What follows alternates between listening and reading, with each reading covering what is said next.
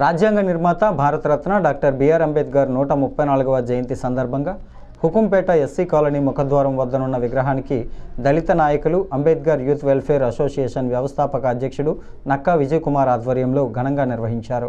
దళిత నాయకులు అధిక సంఖ్యలో పాల్గొని భారతరత్న డాక్టర్ బిఆర్ అంబేద్కర్ విగ్రహానికి పూలమాలలు వేసి ఘన నివాళులు అర్పించారు.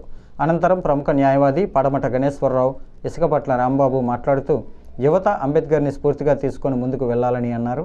ఈ దేశానికి రాజ్యాంగం అందించిన ప్రదాత అని, అంబేద్కర్ జయంతి రోజున వరల్డ్ నాలెడ్జ్ డేగా ఐక్యరాజ్య సమితి ప్రకటించడం మన దేశానికి గర్వకారణమన్నారు.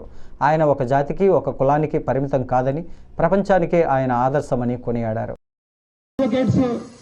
మరి పడమట గణేశ్వరరావు గారు, అలాగే ఇసుకపట్ల రాంబాబు గారు గజమాలలతో మరి డాక్టర్ బిఆర్ అంబేద్కర్కి నివాళులు అర్పిస్తారు.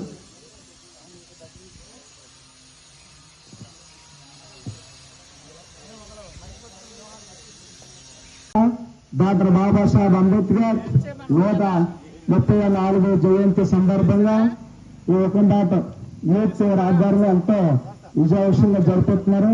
మీ అందరికీ నా జేబీలు. మన పెద్దల మాట ఋషి ఇప్పుడు రాజ్యాంగాన్ని ఎత్తేసి పరిస్థితుల్లో ఉన్నారు. రాజ్యాంగాన్ని మనం కాపాడుకోవాలి.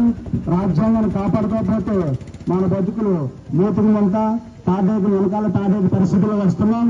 అందుకు దయచేసి అంబేద్కర్ అంటే ఎలక్షన్ వచ్చేటప్పుడు మన పార్టీలో ఒకసారి, ఎందుకంటే ఇది ఈ స్టాచ్యూ ఎంతో పోరాటం చేసి ఈ స్టాచ్యూ ఇక్కడ పెట్టడానికి ఇంచుమించి ఇక్కడ గ్రామాల్లో ఇంచుమించుగా అందరూ కూడా వ్యతిరేకించి ఎన్నిసార్లు మనం పోలీస్ స్టేషన్ చుట్టూ తిరిగి మరి ఈ స్టాట్యూని ఇక్కడ నిలబెట్టుకున్నాం. మీ అందరికీ తెలుసు. దాని ఆత్మవిమర్శనం చేసుకోవాల్సింది ఈ సందర్భంగా తెలియజేస్తూ ఈ అవకాశం ఇచ్చినటువంటి మరి హుకుంపేట జయహింద్ నగర్ హుకుంపేట గ్రామస్తులకి అందరికీ జైబీలు తెలిసాను. జైబీ ప్రపంచం కీర్తిస్తుంటే ఈ ఇచ్చిన ఈ భారతదేశంలో డాక్టర్ బిఆర్ అంబేద్కర్ ఇంకా ఒక కులనాయకుడిగా గుర్తించడం, భావించడం మనం అందరం చూస్తున్నాం.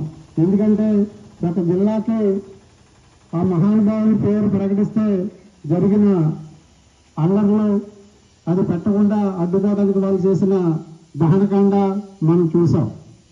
అటువంటి వివక్షతకు గురవుతున్నటువంటి మనం ఆ